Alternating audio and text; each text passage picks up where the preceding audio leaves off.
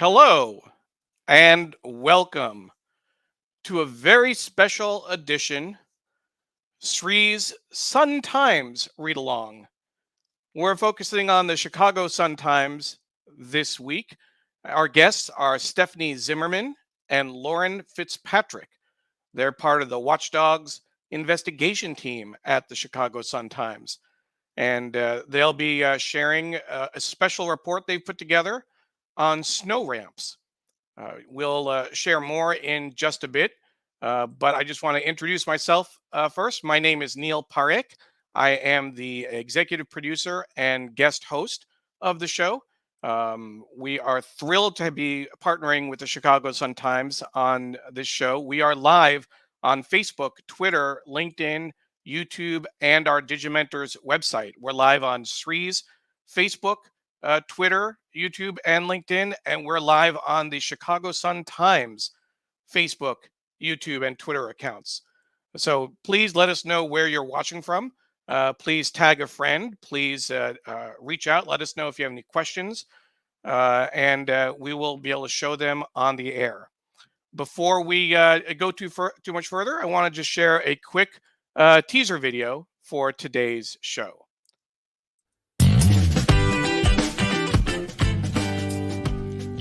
This week, we're hosting a special Sun-Times read-along featuring Stephanie Zimmermann and Lauren FitzPatrick from the Chicago Sun-Times. They have a special report out in tomorrow's paper about snow ramps, where people are literally flying off expressways because snowplows have pushed snow up against highway barriers. They found dozens of cases in Chicago, New York, Virginia, Ohio, and Oregon. Very scary. Stephanie and Lauren are part of the Chicago Sun-Times watchdog group that runs investigations of government, politicians, education, business, and issues affecting taxpayers and consumers. Another important story the team is following is the corruption case of Alderman Patrick Daley Thompson, a member of the famed Daley family of Chicago. With the world watching the Russian invasion of Ukraine, we will also cover local reaction from one of the largest Ukrainian communities in the U.S. Chicago is actually a sister city to Kyiv. We host the read-along every Sunday at 8:30 a.m. Eastern Time. We usually focus on the New York Times. The show is produced by Digimentors. We produce high-quality virtual and hybrid events for organizations big and small around the world. We also do social and digital consulting, training, and workshops. Sree Srinivasan is our host. I am the executive producer of the show, Neil Parekh. Our production team includes Paula Kiger, Steve Taylor, Julia Weeks, and Carla Baranakis. Again, Stephanie Zimmermann and Lauren FitzPatrick from the Chicago Sun-Times are our guests. Live on Facebook, Twitter, LinkedIn, YouTube, and our Digimentors website.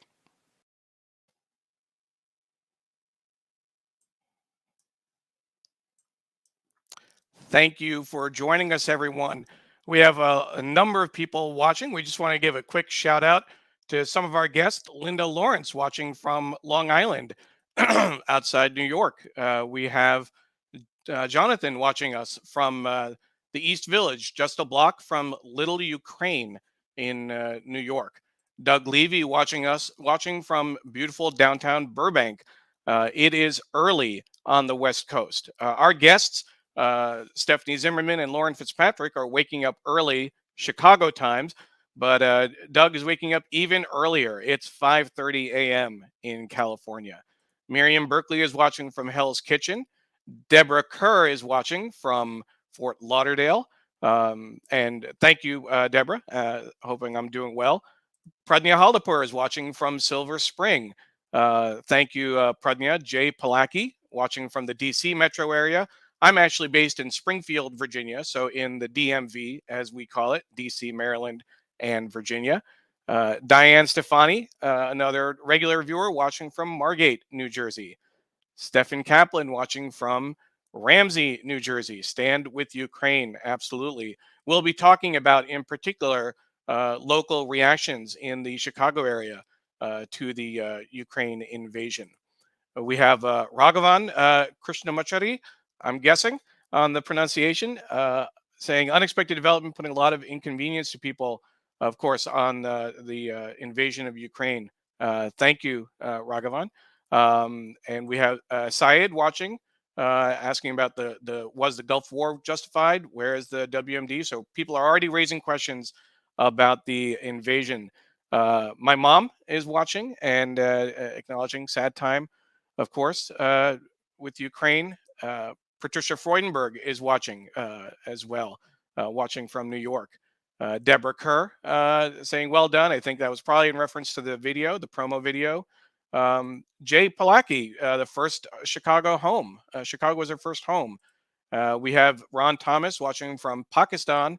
We have Kjell watching from Norway. Again, my apologies on the pronunciation. So a number of people are watching from around the world. Thank you so much for joining us. I'd like to bring on our host now, Sree Srinivasan. Sree, welcome.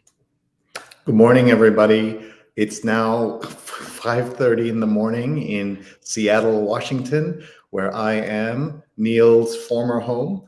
Yeah. And as you can see, it's still dark outside. I am so grateful to everyone around the world watching us today. Thank you for being here. This is the Sun Times Read-Along. This is the second time we've done this. We love newspapers, journalism, facts, information, instead of misinformation and disinformation. We have seen how those terrible things, misinformation and disinformation, have led us to prolong the pandemic, and how a dictator in Russia can accuse a Jewish president of Ukraine of being a Nazi and justify the terrible invasion that we are seeing undergoing, that's happening right now in front of our eyes. Land war in Europe. We never thought it would happen in our lifetime, but it's happening now. We're going to cover all aspects of this, including the local reaction of one of the biggest Ukrainian communities in the United States, in the Chicago area today. Thank you, everybody, for being here. We're so grateful to you. Tell us where you're watching from. Tell us about your reactions to what's happening in the Ukraine, what's happening in the borders of Ukraine as people are trying to escape. And watching this all in real time is fascinating and worrisome. Paul is watching in New Jersey. Tell us, folks, Manoj is watching in New Jersey. Chicago is just waking up, so I'm sure people will be watching on the recording of this. We do this every Sunday at 8:30 a.m. Eastern time. Paul says, thank you for hosting, Stephanie and Lauren. Let's remind everybody what we're doing here today. We are talking about the Sun Times, and we're going to see their front page just in a moment. And we are going to talk about their investigative work. We're also going to talk about what's happening in the Chicago area. Chicagoan tries to find ways to escape the Ukraine. You can see that story there. And we're going to learn about these deadly highway plunges, groundbreaking reporting that will save lives, as some of the best local investigative reporting does. Neil, we wanted to do this because we love talking about newspapers, and there's been a lot happening in the Sun-Times, including a big move organizationally that we will hear about when you talk to them. And because it's so early out here in California, I am going to hand over the production and the rest of the hosting of this very important episode to Neil, who has been working with the team to understand the depths of the story and why this matters. I do want to say before I go, deep thank you to our friends at the Sun-Times for having us here, for everyone who's watching, for everyone who's a subscriber of a local newspaper, whether it's a Sun-Times or anywhere in the world. Please continue to support journalism. We know now it's more important than ever before. Again, I'm in Seattle this morning, where it's very early. I have to work on my newsletter, which I hope you'll all subscribe to, sreenet.substack.com. Sreenet.substack.com. We'll be writing a lot about what's happening in the Ukraine and trying to understand the big picture and what this means. We saw, Neil, a comment from Syed earlier about the US invasion of Iraq. It was wrong when Bush did it, and it's wrong today when Putin is doing it. And we want to make sure that the world is paying close attention. And this is that comment that Syed had mentioned. And folks who are new to us, thank you for being here. The way this works, this is different from any other television show or a webinar that you attend. We get to show your comments on the air. So tell us how you're feeling. Tell us where you're watching from. We'll put that on the air, and our guests and Neil will discuss it. So that's one of the fun things that happens here. I'm also doing a lot of tweeting and sharing about the Ukraine. So please connect with me at Sree on Twitter. And before I leave you, I will just point out I'm in the home of my cousins Vineet and Manisha, and they have a wall here that I want to show you because it's apt for everything we're talking about. And it's, as you can see, it's dark here, but I'm going to see if we can show that in as clearly as possible. And what you see there is a young Amanda Gorman, and it says, "There is always light if only we are brave enough to see it. If only we're brave enough to be it. There is always light." That's beautiful. And that's a even younger Amanda Gorman doing that on the wall. That's a piece of art commissioned on that wall. Incredible. And I want to just shout out the president of the Ukraine, who is basically the equivalent of their Jon Stewart, a comedian who became the president and has shown more presidentialness and leadership than almost any leader that I can think of, being brave at this very difficult moment. We pray for the people of Ukraine, and good luck to everybody there. And Neil, over to you. Thanks, Sree. Before you leave, I just want to give a quick shout out. Paul Saltzman is actually the editor at the Sun-Times. He's Stephanie and Lauren's editor. He's been a huge help and support in putting this show together. He also helped us put together the show we did with Maureen O'Donnell back in the fall, actually, October 31st. We hosted Maureen O'Donnell, who is the obituaries writer for the Sun-Times. Very timely. She was just awesome, and thank you, Paul, for doing that. And everybody, tag a friend, share this right now with them. They can watch now or later. We're on Facebook, Twitter, YouTube, and LinkedIn, and the video will start right as soon as we're off the air on those channels. So tag a friend or hit retweet or share. Get this out there. Text your friends. Tell them to tune in. And big thanks to the Sun-Times for all they're doing to promote great quality journalism. Absolutely. Thank you, Sree. Good luck with the newsletter, and we'll make sure to let people know about it when it comes out. So with that, what we're going to do is remind folks in terms of our show today. Our guests are Stephanie Zimmermann and Lauren FitzPatrick. They're both investigative reporters for the Chicago Sun-Times, and we will bring them on right now. Here's Stephanie and Lauren. Thank you for joining us. How are you this morning? Good morning. Good. We're doing great. Up bright and early. A little early for you, right? 7:30 your time. But as you see, we have folks watching in California. They get up at 5:30 a.m. Eastern time to watch our show, which is incredible. But I want to jump right in. First of all, thank you for joining us. We have a question that we ask all of our guests before we get into the program, before we get into the content. It's been 2 years now, almost, with COVID. Everything seemed to shut down in about mid-March, so we're coming up on that anniversary. We just want to ask, how have you been over the last 2 years, each of you? We're hoping that family and friends have been okay, that you've been okay. Stephanie, first you.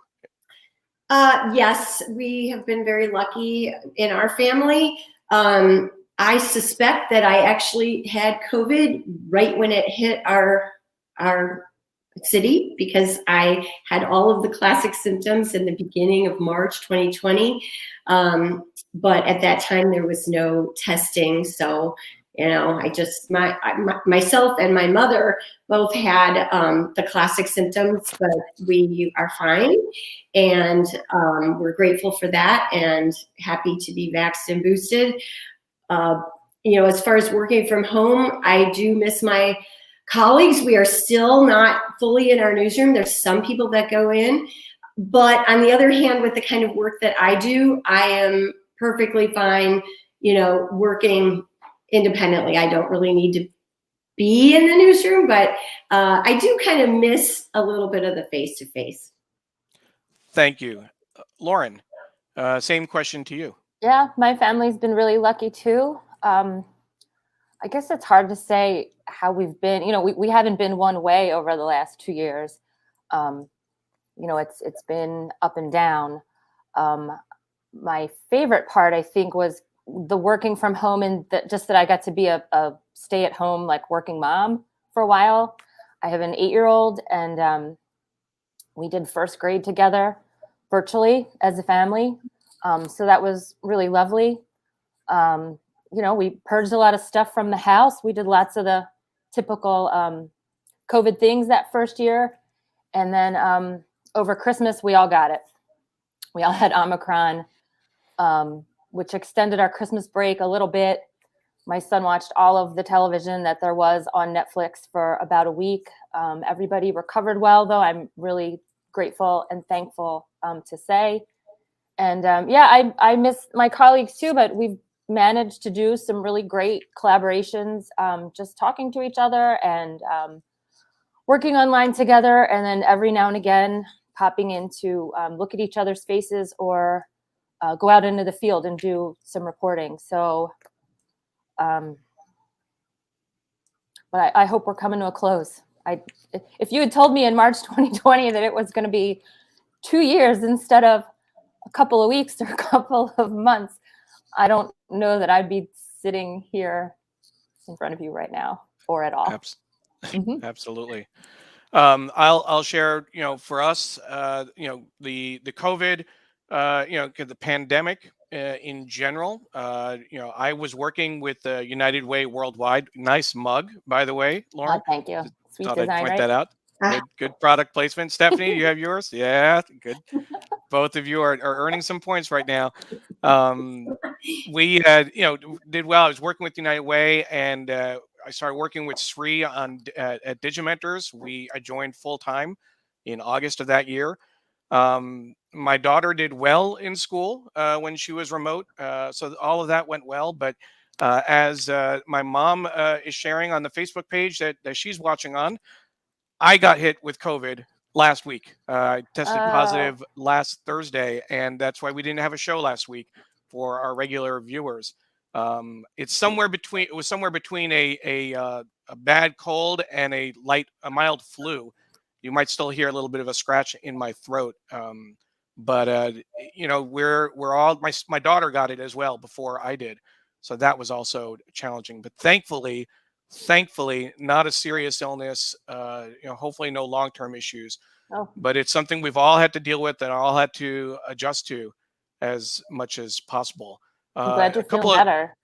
Thank you. A couple of folks have tuned in. Just want to say hi. Rachel is a former American reporter in Moscow, the Moscow Times and Vice News. Rachel, will be interested in hearing your perspectives throughout the show.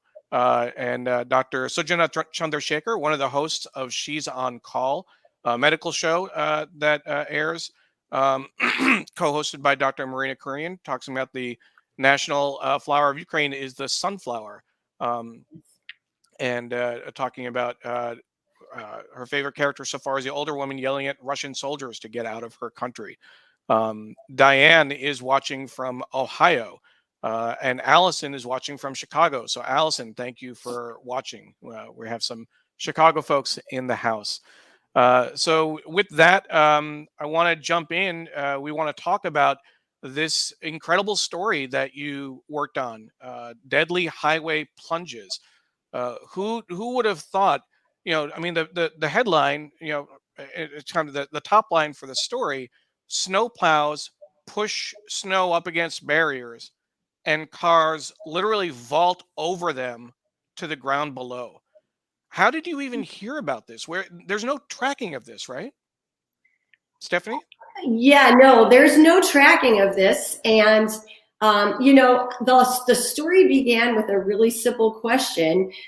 we had heard at the time of 3 of these accidents within a 2-week period. And Lauren and I both asked ourselves, just hearing about this in the news in Chicago and Milwaukee, and if you've been here, Milwaukee's like, our close neighbor, 90 minutes away. Some people even commute between the two. But Lauren and I asked ourselves, how could 3 freak accidents happen within a 2-week period? And it turned out, actually, when we started digging, there weren't even just 3 in that 2-week period, there were 5. And then when we started digging some more, we found actually over 50 of these over time, around the country in these cold weather states. And, we just, it's really anything that any good reporter does. You find little bits and pieces coming across the transom in the news, and sometimes you see a pattern and you wonder, why is that? And it turns out they're not, it's not like they're happening every day, right? But when they do, they are particularly horrible, because we're talking about falling off of these high elevated overpasses, highway ramps, bridges. Imagine the spaghetti style interchange in any big urban area. And so these accidents, while they're not an everyday occurrence, when they happen, they are just devastating. Absolutely. And I think that's the bit that grabbed us in the first place. The one that happened here in Chicago was just so hideous and just completely heartbreaking. It was a car of 4 young people in their 20s, driving home late on a Saturday night, and they flipped off like an elevated expressway and landed below, and the car had flipped over and it landed on its roof, and 2 of them were killed.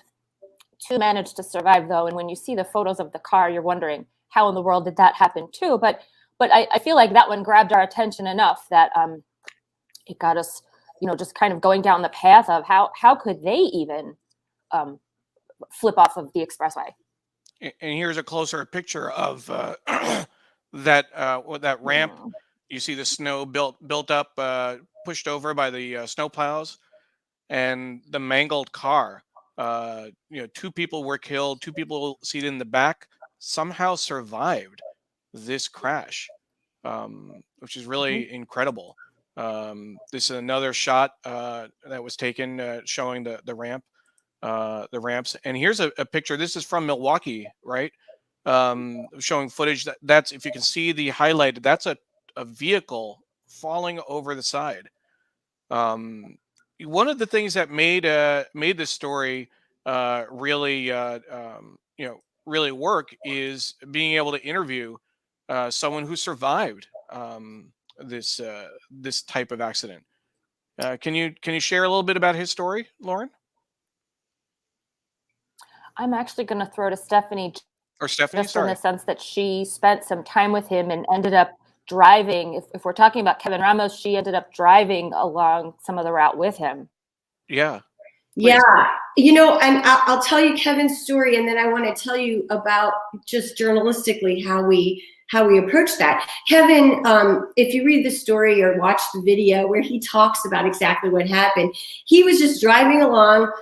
He was in the far left lane on a big 3-lane tollway, 6 lanes, I guess, 3 in each direction. And one thing that the listeners and viewers should know is that when snowplows come through, they are plowing to the right. So they're moving the snow off the highway and moving it to the right. So if you imagine Kevin's in the left-hand lane of a 3-lane road, and there is plowed snow that's all piled up on the right-hand side, and it's piled up just about as high as that concrete barrier that is protecting cars from flying off the elevated part of the road when you go over an overpass or whatnot. So he's in the left lane, he hits ice, and he loses control, he starts fishtailing, and then he starts spinning. So now he is spinning, and as he's spinning, his car is moving to the right. By the time he gets to the edge, to that concrete wall that should protect a car from falling off, he's perpendicular. I'm on the furthest end to the left. I'm going. There's the video. So I'll cut the audio and just let you narrate. Yeah, so he's basically perpendicular to the roadway, and he just launches right off that. It's like imagine at the Olympics what the snowboarders go up, right? He just goes up that hardened wedge of snow and ice and goes flying through the air. And it's really, I hope everybody will watch the video because it's really compelling. But I wanted to say about Kevin and Richard Oliver, who was another survivor, and the family members of Griselda Zavala, who died in that awful one that you showed the pictures of. It involved a lot of sort of old-fashioned shoe leather reporting, you know, and it was nice after COVID, frankly, to get out from my computer and my phone and go out with Lauren. We had to door knock people. We sent letters to families and survivors with packets of information, showing some of our past work so they could understand that we weren't just there for a quickie, exploitative story. And I think that really helped. Going face to face with Kevin, the only reason why we found him was we door knocked his apartment. He was actually out of town, and we were standing around, and a neighbor came by, and we said, "Hey, do you know the guy who fell off the highway?" And of course he did, because everybody in the building knew the story, and he had Kevin's cell phone, and that connected us with Kevin. So it was just that kind of old-fashioned shoe leather reporting that that really helped with this story, because you had to have those victim stories to really tell the story. And putting this video together, I mean, it's a great example, not just the research that you did. There's that shot from Milwaukee. You can see the car falling over. But putting this video together, the whole multimedia experience really makes a huge difference. The pictures from not only the pictures that your team took, but also the submitted pictures from the police, from the people who survived. It really puts the whole package together. Is there anything? Have you worked on any stories like this in the past that really have, kind of shocked you in this way? Well, I'll say it is a very visual story, and I spent 5 years working in television, so I kind of could see right away that we needed to have a good, strong video component. When I was at ABC News, we did a story about BMW fires, and that is also another car story that's very visual. But this really lended itself to that. I think the nice thing about having the video is that there's different entry points for certain, people in the audience. Some people are going to really engage more with the video, but maybe that'll bring them into the story and reading the story. And some people will start with the story, but they have a mental image of it, but they want to really see it. And they can go to that video and see Kevin telling his story exactly the way it happened. Lauren, what were your thoughts working on this story? I guess we've lost Lauren's audio. So Lauren, we'll come back to you. Let us know when we hear you, Lauren. We'll let you know. You might want to refresh your screen. That might help. But don't worry. We'll get Lauren back, of course. But we're keeping this video playing. Brian Ernst worked on it with you. And really, hats off to a job well done. We do want to look at the way that it is shared on the print edition. This was the inside pages. Let's see whether Lauren, can we hear you? Let's try your audio again. Unfortunately, we can't hear Lauren, but if you check the settings on your computer at the bottom, Hello? make sure it's hello, Lauren. Was that Stephanie or Lauren? I couldn't That tell. was Sorry. Lauren. I could Lauren. Let's try it. Hi. Hey, Lauren. We're getting you intermittently. We'll try back in just a moment. I was just going to point out the inside pages. So this is where it's laid out with the picture of Kevin and that other crash. That's a family that survived, I believe, right, Stephanie, in the inset? Are you talking about, you're on the right hand side picture with the baby? Yeah, that's Richard Oliver. that's Richard Oliver. And he was in the black and white still from the Wisconsin Milwaukee. camera of his truck falling. And that is a video. That video of him falling is also in our video. So if anybody wants to see what that is like, but I grew up in Wisconsin and I've been in Chicago now 30 years, but I'm no stranger to driving in the snow. And I tell you, after doing this story, I'm going to look much differently at those hardened snowbanks on the side of the highways. I had no idea that this could even happen. Absolutely. And his car landed on its wheels, right? I mean, he didn't flip over. He was actually very lucky. He and Kevin both landed wheels down. You know what is really awful about these accidents is that if you can imagine driving on, think of the last time you drove on a big highway interchange in a big urban area, and you're on a curving ramp. Those ramps are not, they're not straight. They're actually tilted maybe at a 20-degree angle to help your car be able to make that curve. And what happens many times is if there's hardened snow, okay, so imagine there's snow against the ramp. It's about as tall as the ramp, and it's a sunny day. So that pile of snow is slightly melting, and it's trickling water down on that 20-degree angle ramp. And then when the sun goes down, it gets colder, that freezes, and that's black ice. And you don't even have to be going very fast. And when you hit that black ice and your tires engage on the snow pile, the momentum and that angle will quite frequently make these cars rotate in the air and then landing upside down. We're getting Lauren's audio intermittently. Lauren, you might want to consider unplugging your headphones and seeing whether your regular microphone might work. It might be an issue with your headphones that you're using. This is live TV, folks. It's not obviously on your TV channels unless you're streaming it from YouTube. But we work with the tech as it comes.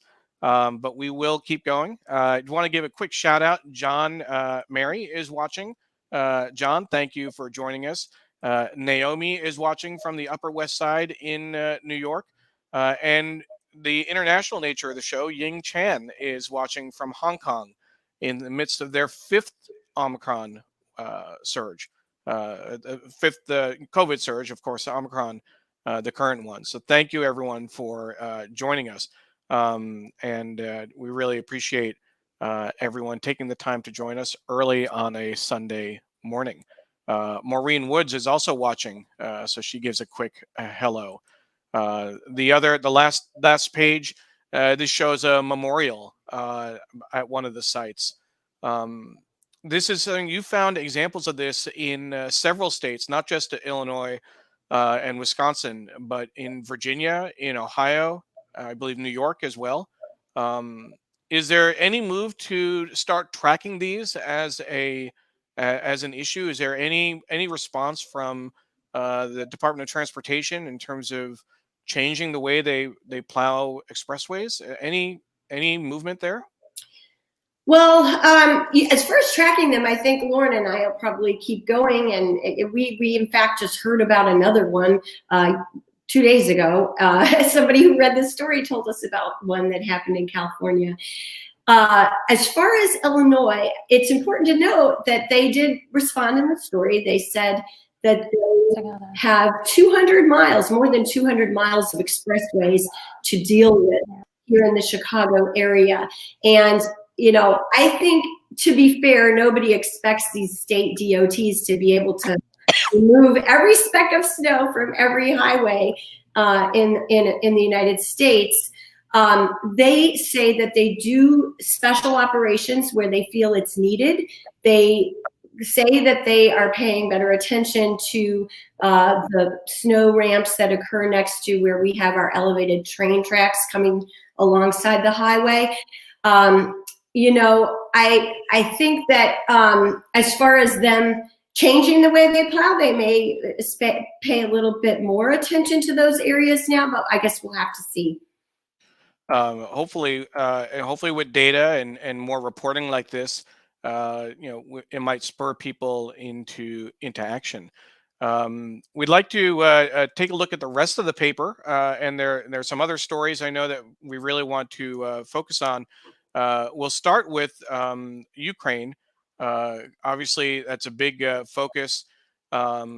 Chicago has one of the largest Ukrainian American communities in the country. It has a Ukrainian national museum as well, and is a sister city with Kiev, which is certainly just in terms of the focus that there must be. Here's an article in this week's this Sunday's paper of someone visiting her homeland. Excuse me, Olga is her name. She was visiting family, and she was going to get surgery done. She stayed there for recovery, and instead of being able to come home, she got trapped, and it's now in this situation where she's trying to escape with her family to the west of the country. And what has it been like in Chicago? I know this is not necessarily your beat, Stephanie, but just in terms of the focus on Ukraine, how has it been covered locally, both in the paper and also in the local news? Yeah, this is a big story in Chicago. We have, I think, close to 54,000 Ukrainian Americans in Chicago. And the important thing to remember about Chicago is it's not just Ukrainians. It's a lot of other people from that part of the world. We have, I think, close to 2 million Polish Americans in Chicago. In the metro area or in Illinois. We also have a lot of Lithuanians. And I'm just going to give a shout out to the Lithuanians, because my own mother is a Lithuanian American, and she was a refugee. So there are people, I think, in Chicago, like my mother, who are now having flashbacks of their own, escapes from Soviet occupation. Sure. This is a story that really resonates with people. But I'll say, and I think you've noticed this too, this is a kind of rare story where there is just such clarity about what's happening. And I think, to my mind, it's not really since 9/11 that we have seen such real unanimity among at least Western nations about what is going on here. It's not really, there's not a lot of ambiguity about what's happening here. So I think the story is relatable on a lot of levels, but especially here in Chicago, where we are such a city of immigrants and we have such huge populations of Eastern European folks who are watching this really closely. Yeah, you're right about Manny's story. Manny Ramos did the story about the woman, and this is so relatable because of course she's a Chicagoan, but she has strong ties to Ukraine, and she went back there, and now she's stuck.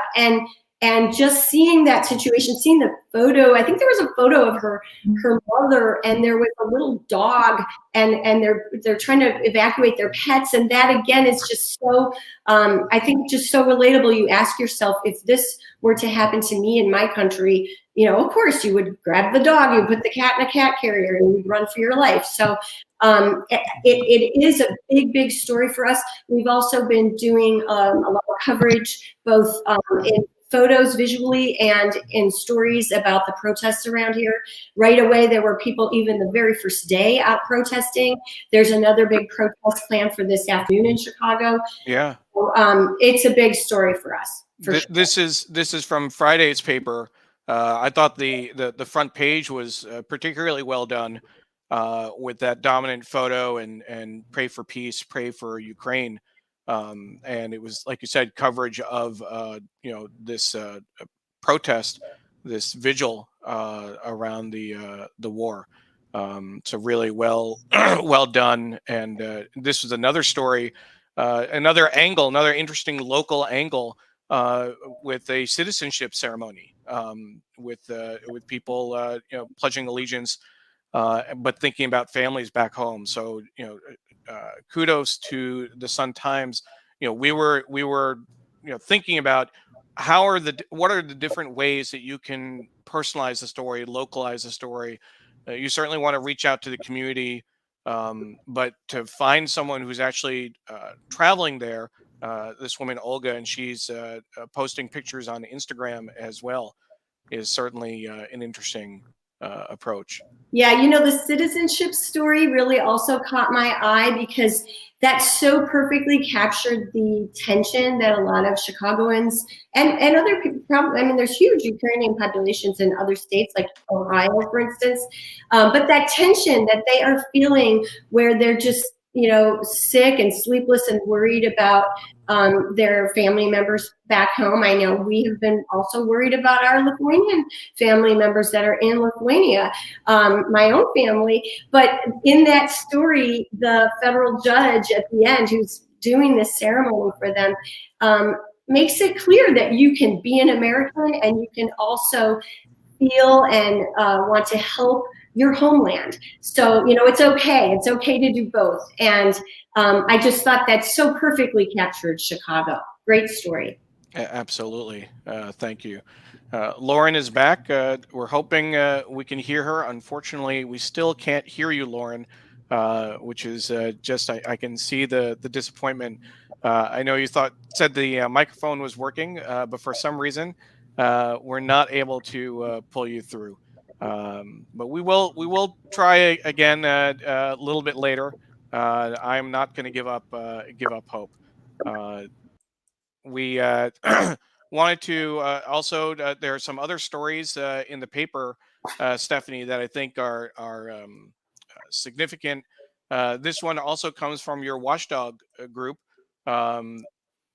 Alderman Patrick Daley Thompson.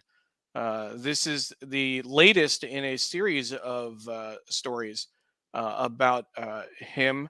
Can you tell us a little bit about the alderman?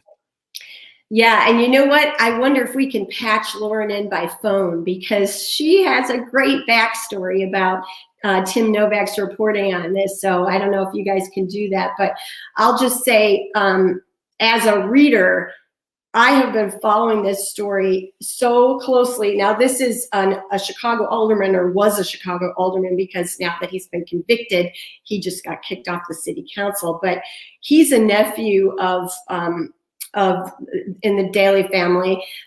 He calls himself not Patrick Thompson, but Patrick Daley Thompson. So everybody knows that, or knew that. But this is just a fascinating story, and this is not done. Tim Novak, a wonderful reporter.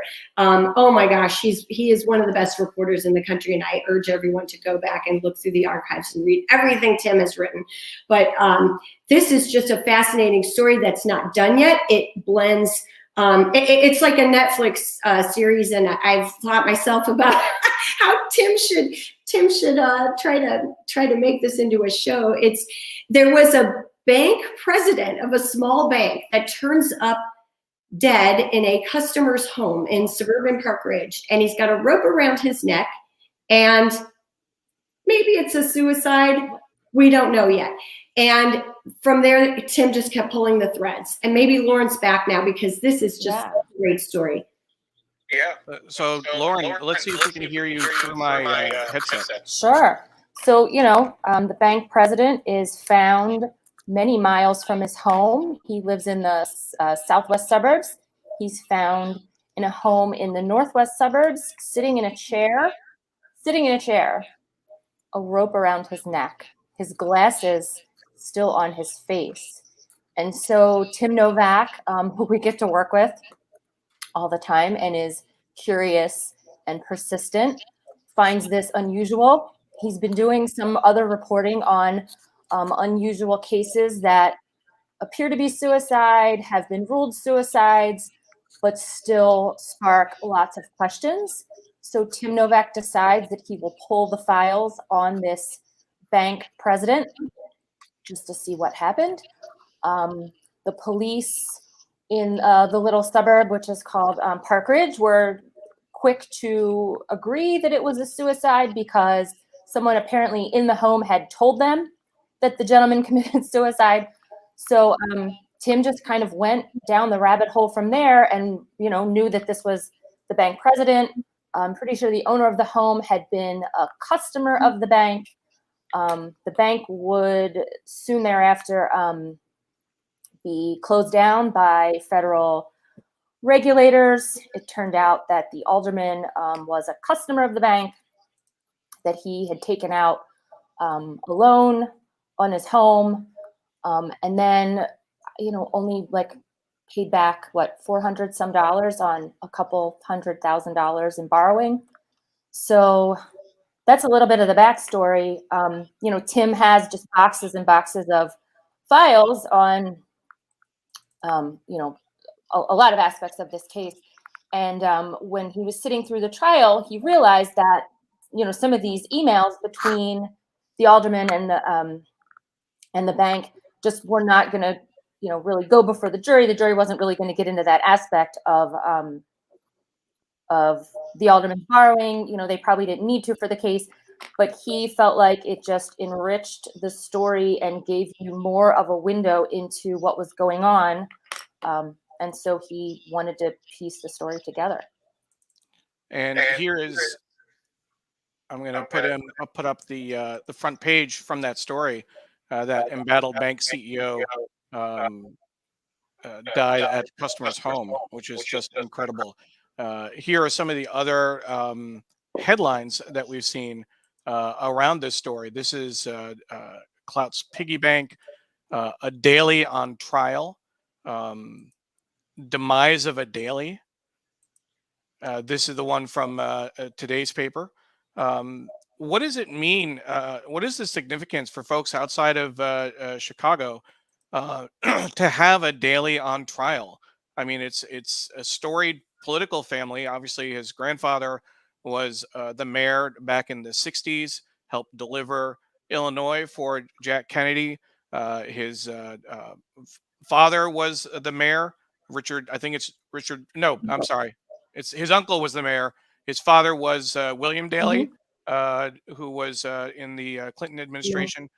No, another uncle. That was another uncle, but yes, he was in the administration, and then went on to become President Obama's chief of staff for a time, right, Bill Daley? So, I mean, it was remarkable.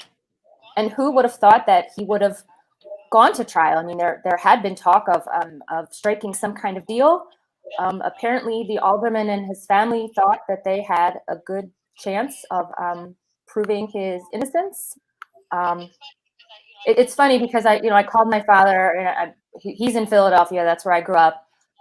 We were talking also with my father-in-law, who's born and bred Chicagoan, and both of them had the same reaction, which is unusual for the both of them to draw the same conclusion, which was, what does this say about the political power of the Daleys and how it's changed over these decades, that one of them actually has gotten to this point where he has been charged and indicted and is going to show up in the federal courthouse every day. It's pretty incredible. This is part of a series of stories that the watchdogs have done, not just obviously focusing on Daley, but in general. Can you tell us a little bit about this investigative work that you're doing under this the watchdogs? Sure. And you know what, just to clarify for any viewers or listeners that are not familiar with that Patrick Daley Thompson case, his trial was on tax matters. Okay. So the whole dead bank president is still being looked at. It was not a murder trial. It was a tax trial. And Tim Novak has also put another Daley nephew in jail in the killing of David Koshman, a young man whose death was kind of swept under the rug, and people should go check out Tim's Tim's reporting on that. But the Watchdogs is a team that looks into all kinds of things. So we've got the political investigations, like we're talking about now, government accountability. Lauren has done a lot of that. Also educational stories, looking for accountability with the Chicago Public Schools, which is a huge school system. And also consumer stuff, which is my wheelhouse. I love doing consumer reporting. So we really are ready and willing to investigate anything that we think that our readers need to know about.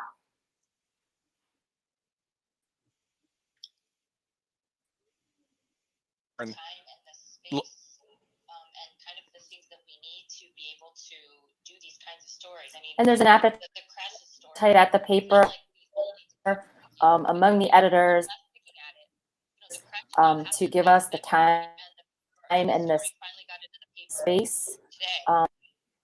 and kind of the things that we need to I mean, you look like maybe you can't. be able to do these kinds of stories. I mean, just the crashes story, it's not like we only did that for a year, but it. We were getting her on a little bit of a delay, but we will stick with Lauren. Lauren, if you're there. So we were getting you, but we're getting a little bit of a delay on the phone. So we'll put you back on screen. Can you finish what your thought? Yeah, just, you know, I feel lucky that we're at. Yeah, just, you know, I feel lucky that we're at a news organization that prizes this kind of enterprise and investigative reporting. I mean, some of it is responsive to the news. I mean, we saw some crashes and got curious and decided to dig more. And then just keeps pulling the thread and following the path. Some of and just seeing, it is it's like sometimes the story tells you where this wonders is going. You can't and has necessarily as imagine at the start an idea, of suicide of a bank president. and then just keeps pulling the thread and following the path and just seeing, like, it's like sometimes the start of reporting on the suicide of a bank president. You know, who would have known that that's where it was going? Place like the Sun-Times, where that is like kind of our. I think it's considered some of our bread and butter, our investigative work. Thank you very much. Just to confirm for our audience and also Stephanie, you can be a check. You can hear Lauren's comments, I believe, right, coming through my microphone. A little bit broken up, but mostly you can hear her. I'm hearing a terrible echo, even from you, Neil. So I'm not sure. I think it's a little bit hard with the phone. But Lauren, thank you very much for those comments. You know, also, sorry, if I could just do one more Watchdogs plug. And we are just singing the praises of Tim Novak. I don't know if Steve Warmber is watching, but Tim and Steve did one of the best investigations, you know, in recent history at the Sun-Times, which was the hired truck investigation called Cloud on Wheels. And I encourage anybody to look at that. That actually resulted in, I think, 48 convictions of city workers and other officials who were basically using this multi-million-dollar hired truck program to have people sitting in trucks doing nothing, and taxpayers were paying for it. So, I mean, just again, some really fantastic work. And I just feel like Lauren was saying, I feel happy to be on this team. We've got a great editor, Paul Saltzman, who gives us the space and the ability to do these stories. And it is really nice, because I think some news shops in the past have cut investigative reporting. They think, you know, it's too much trouble. But I really think that our readers crave this and want this. So we're really happy to be doing it. That's great. Thank you. Thank you so much. Let's take a look at what else is in the paper today, and you can walk us through some of the other stories. We have on page 2, and then there was none. This last sister at near Northside Episcopal Convent isn't leaving without a fight. Obviously, a very large Catholic community in and around Chicago, but numbers are decreasing. From what I can tell, congregations. And then we have a good full page ad. We actually pay attention on the read along, not just to the stories, but also the advertising. We're happy to see full page ads in papers showing some health, some financial health. Paul actually wanted to weigh in. Paul's watching. You mentioned Paul, your editor. Our watchdog team also includes two other incredible reporters, Frank Main and Bob. Can you help Hergith? Hergith, yeah, Hergith, yeah, good. Frank and Bob. Of course, no, I didn't mean to slight them. Frank actually won a Pulitzer Prize for his crime report, Hergith. and Bob is doing wonderful work. Hergith. You'll see it later. Here. Paper, as you go through. He started that murals project, and we're mapping every mural in the city. So yeah, no, Frank and Bob, we love them. No, didn't mean to slight anybody. No, of course not. And that murals project is actually really, really interesting as well. There's a piece in this week's paper, in today's paper. We'll go to it in just a moment. Here it is on the right-hand side, bringing darkness to light, with 50 gallons of paint at Kennedy Expressway underpass. Looks like what it looks like in Tony Passero's hands. This is a long-term project that you've been working on, occasionally talking about the city's murals, right? Yeah, Bob Hergith, and it's funny. Bob is one of those. I guess he's a Renaissance man, right? He can write about political corruption and dig into city agencies and political stories like that. But he also just has an interest in the city as a lifelong Chicagoan. And if you look in the lower left of that page, there's a place to go for all of those murals.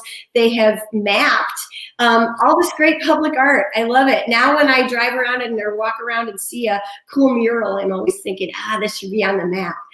Yeah. It's such a nice conversation with readers and Chicagoans that he's been able to have, because, he kind of started out with a list of his own of murals that he wanted to focus on. But then I think he depends a lot on submissions too, of people taking photos of new ones and tagging them and sending them to him. So, I remember when he was first talking about this a few years ago, we were back in the office, and I don't know, I thought he was a little bit nuts because it just seemed like so time consuming and giant, but he's found a way to tell these really lovely stories throughout, neighborhoods and out in the suburbs a little bit, and our neighbor Gary, just over the Indiana border. And he's also been able to work with some of the younger reporters and summer interns and young freelancers and things, to just help them get their names and stories into the paper too. Here's a closer look at that story in today's paper. This is the artist and some of the murals. This is the mural under the Kennedy Expressway.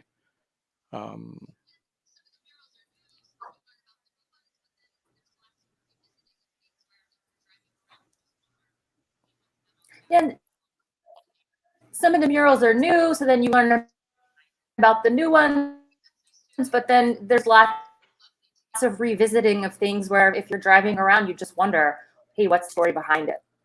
And I think that's nice too. Like it's kind of lovely to get to read the paper. I don't even know what I'm trying to say. It's nice to have a couple of just delightful reads. You don't always have to be learning about what just happened. And there's that map that you were talking about in terms of how they've been tracked around the city, and there's also a full page of all these murals. We can bring that up for you as well in just a moment. So this is really great. Let's see if we can find that murals page for our viewers. There we go. So I'll just share that real quick.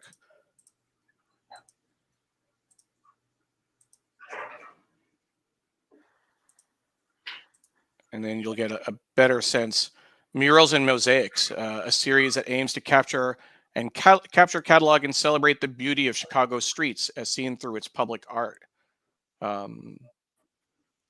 This is that map again.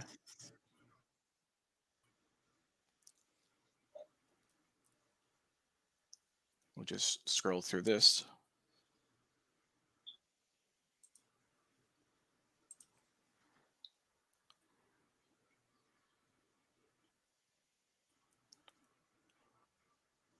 a look at Scher's high school's historic murals. Mural Mafia brings its graffiti-oriented take on public art to Chicago.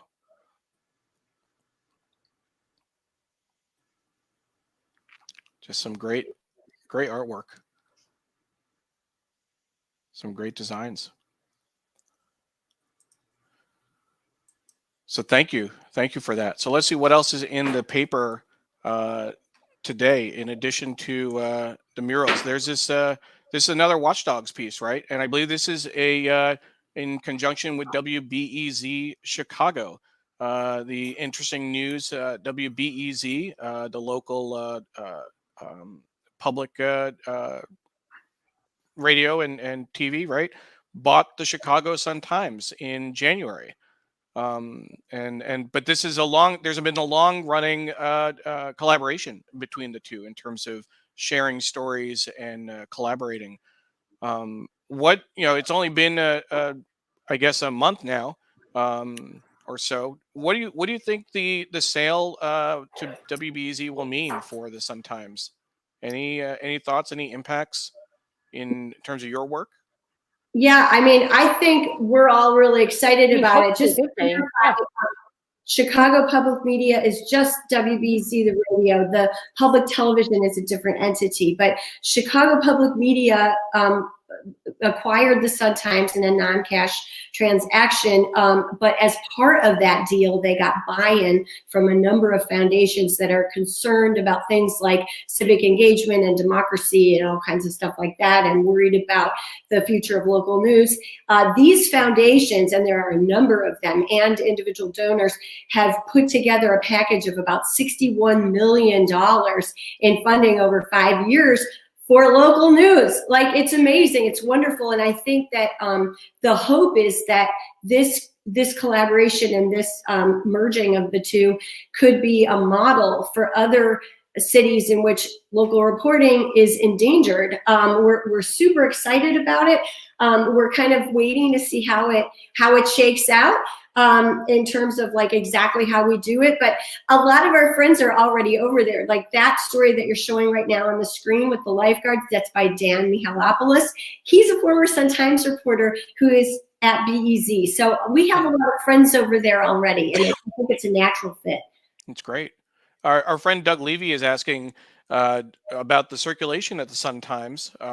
You may or may not be able to answer that off the top of your head, but what role does the Watchdog team play in terms of the overall awareness of the paper, consumer appreciation?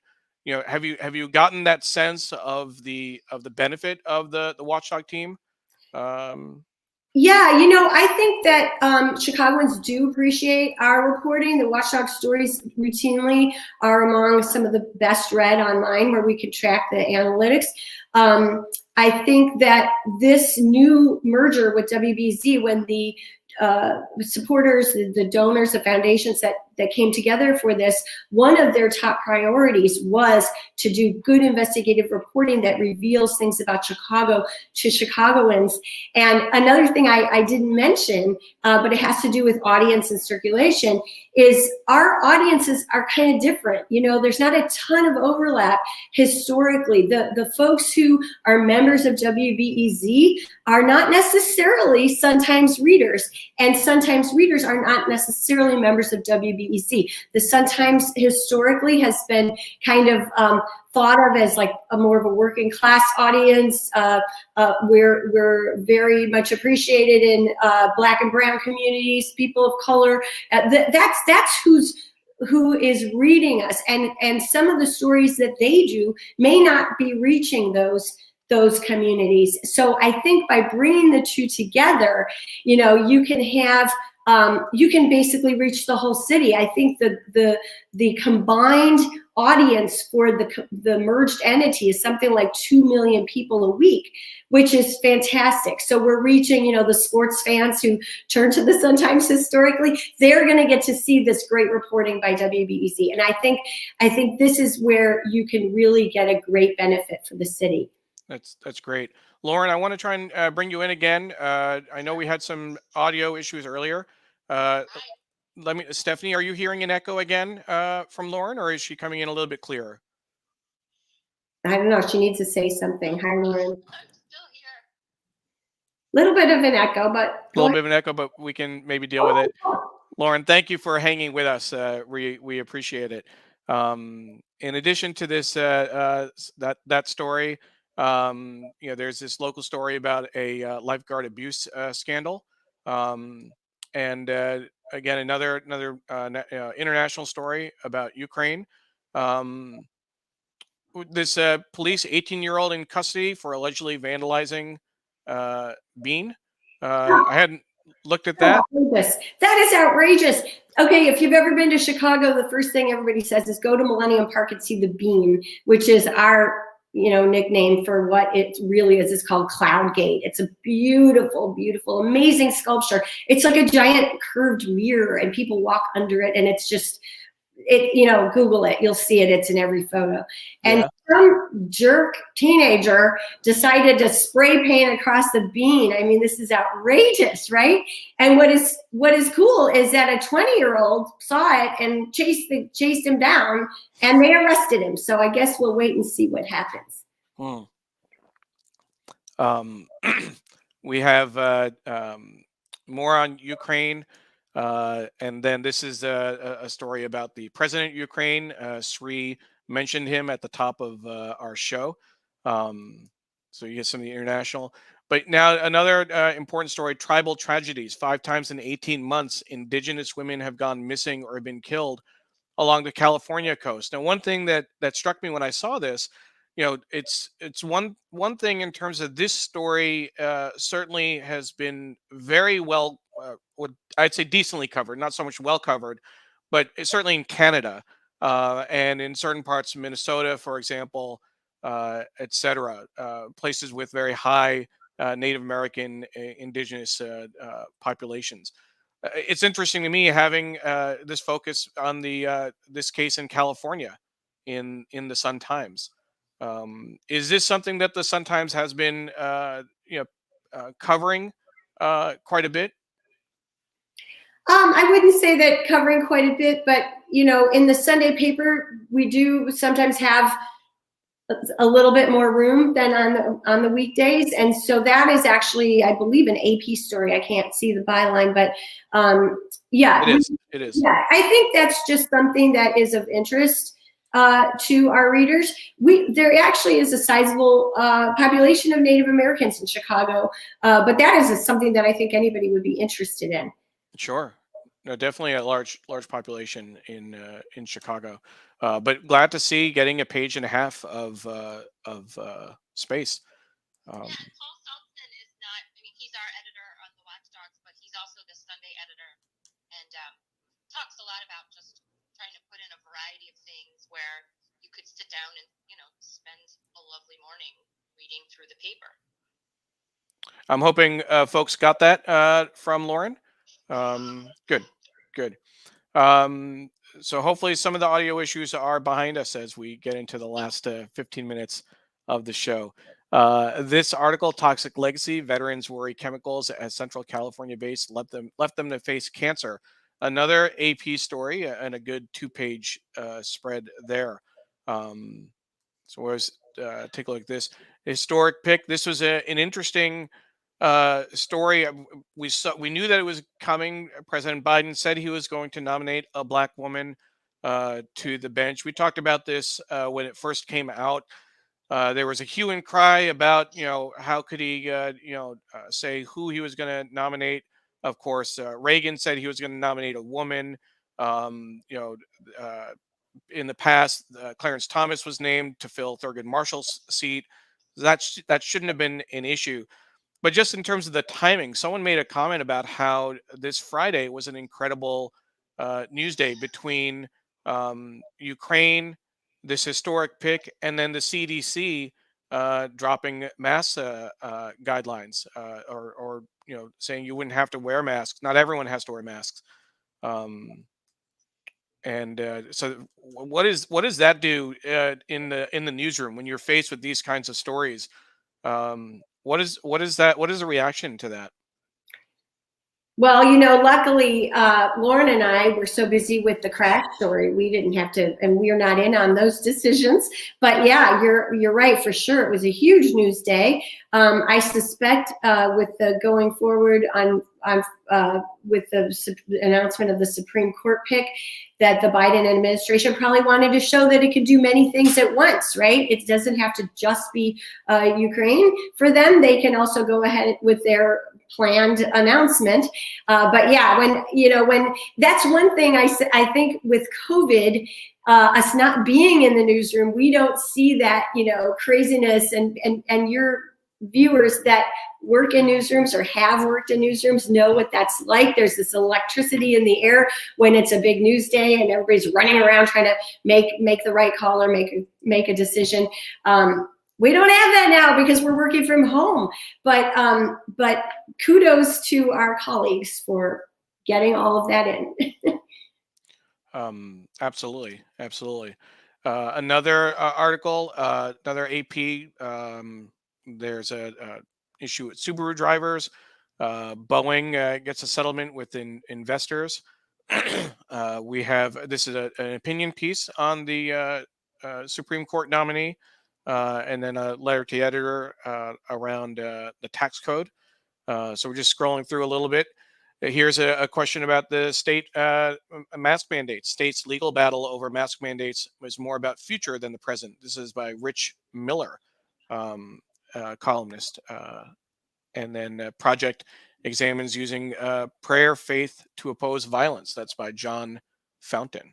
Oh, let me also just interject. John Fountain is very well read in the Sun-Times, and he just did a number of columns from his journey to Ghana and reporting from there, and he's fantastic. Great, thank you. Those kind of insights are really, really helpful. Here's some entertainment news about a biopic about Uber's CEO. A piece about Bob Odenkirk. Better Call Y'all. Yeah, you know what? Real quick, Bob Odenkirk grew up in Naperville. I did not know that. Naperville, a suburb of Chicago. I did not know that. And it's funny because Daryl Jevons, who did that interview, he's our entertainment editor. Daryl and I were students together at Medill back in the 80s.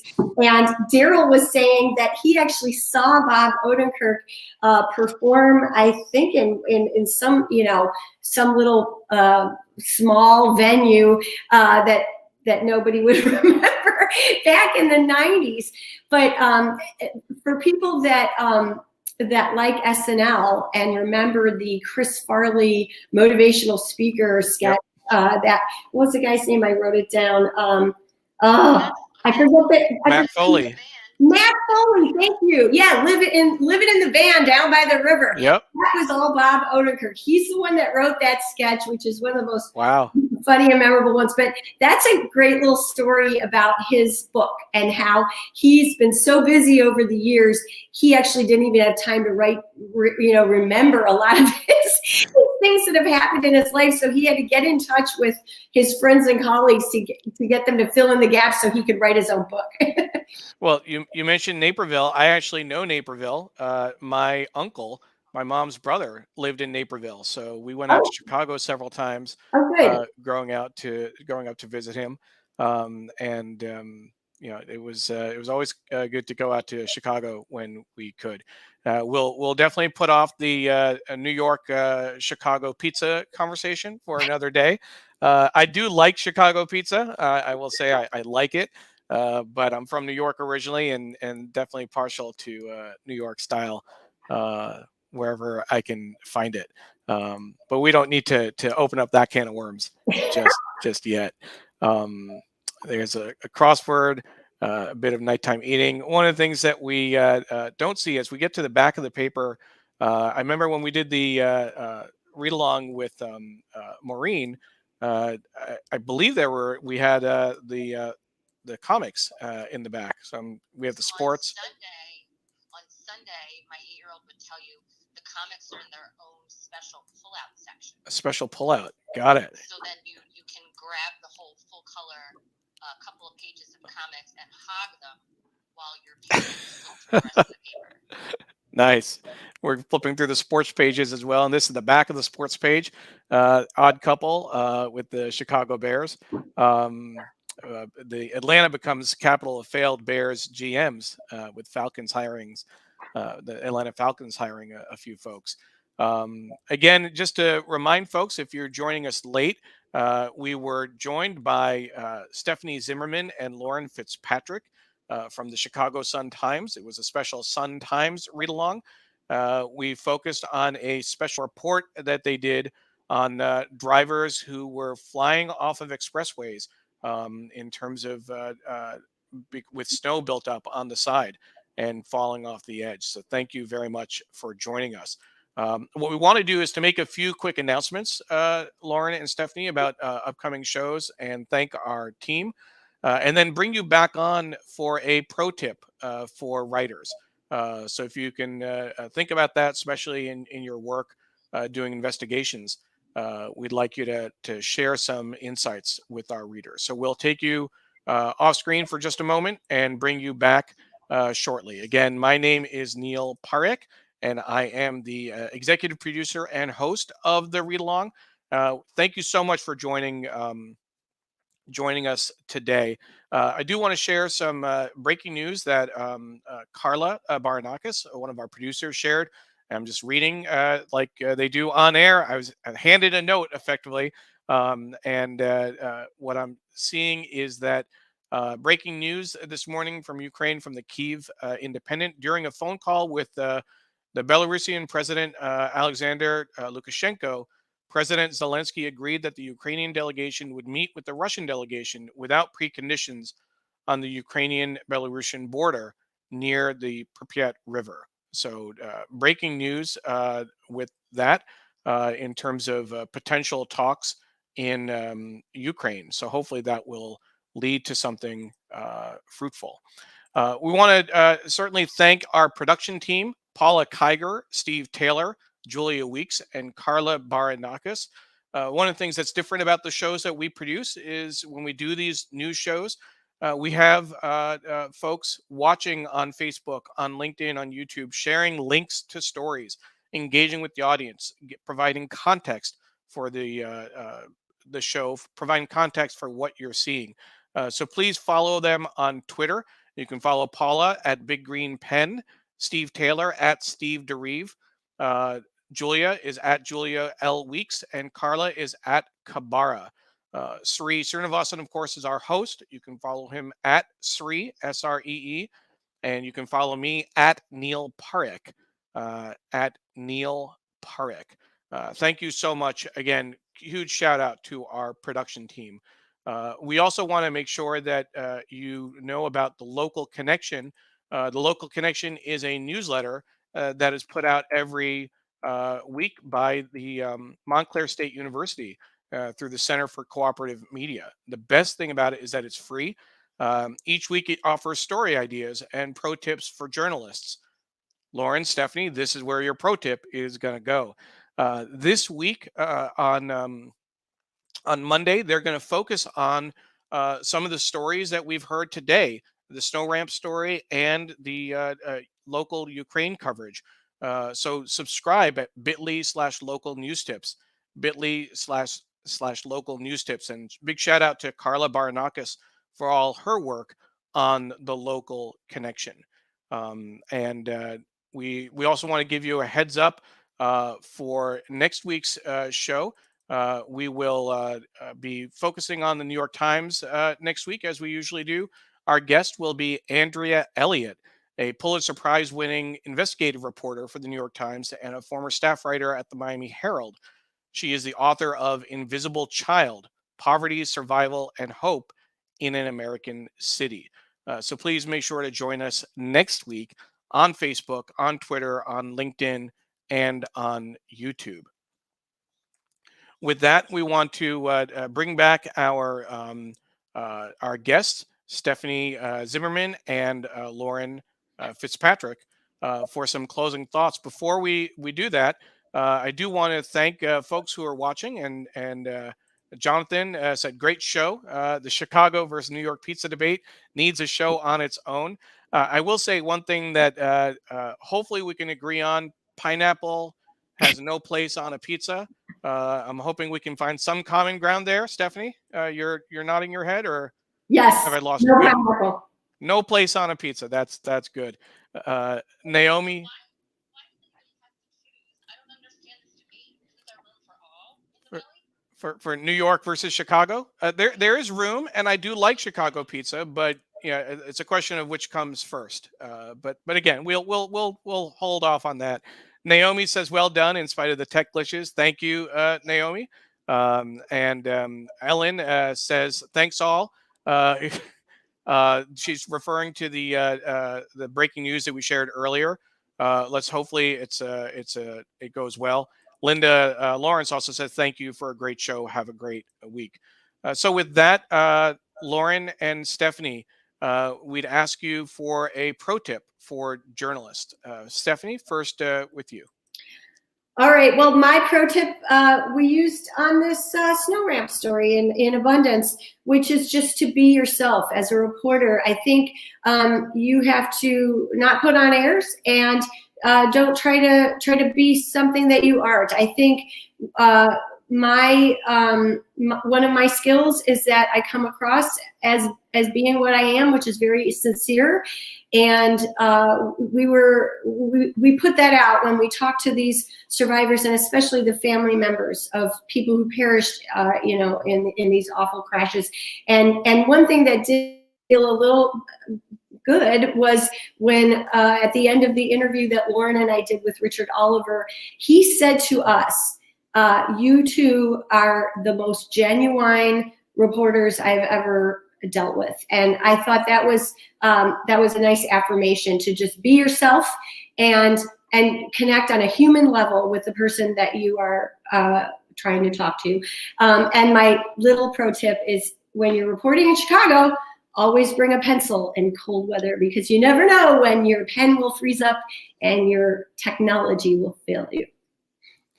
Thank you, Stephanie. And again, Stephanie is a consumer investigations reporter for the Chicago Sun-Times. You can follow her at SZ Reports. SZ Reports. And if anyone's noting at home, it's Zimmermann with 2 N's. So we will always remember that going forward. Lauren, over to you. So I typed out my comment in case you couldn't hear me, so you'll know before Stephanie said my tip is exactly the same thing. I mean, you can't ever stop being a human person, no matter what your deadline is or what your task is doing, because that's the only way that people are ever going to trust you with stories from their lives. And I want to put in a shameless plug to please everyone subscribe to whatever your local news source is, and then maybe the Sun-Times in particular. And just in case the audio was not clear, I know we've had some audio issues. Lauren's pro tip was the same as Stephanie's, but she gets credit. She did type it out and send it via internal chat before her segment started. So reading it out, her tip for writers: don't ever stop being a human person. That's the only way to get people to trust you with their stories from their lives. And she had a shameless plug. Please subscribe to whatever your local news source is. And we certainly agree with that and endorse that. We certainly encourage people to subscribe to local newspapers wherever you are, whether it's in Chicago or Philadelphia, San Francisco, wherever you might be watching. So thank you, Lauren, for that. So with that, again, I want to thank Stephanie and Lauren for joining us today for a very special Sun-Times read-along. We had a number of people watching the show from around the world, as you saw, from Hong Kong, from Norway, and of course, Chicago, New York. Big shout out to Paul Saltzman as well, Stephanie and Lauren's editor. Also want to give a shout out to the social media team for helping to coordinate this and making it possible to be live on the Chicago Sun-Times Facebook, Twitter, and YouTube accounts. So thank you very much for all of your support. Again, we will be here next week. We will go back to a New York Times read-along. Our guest will be Andrea Elliott, a Pulitzer Prize-winning investigative reporter. So hopefully you'll see us then, 8:30 a.m. Eastern Time on Facebook, on Twitter, on LinkedIn, on YouTube, and our Digimentors website. Thank you very much to Stephanie and Lauren for joining us, and Paula Kiger, one of our producers, putting in her own shout out to the social media team. So thank you very much to Satchel and I'm blanking Matt, I believe, Matt Moore, who covered Saturday. So thank you very much for all of your help. With that, we'll call it a show and wish everyone a great weekend. Thank you for joining us. Thank you. Bye-bye. Happy Sunday.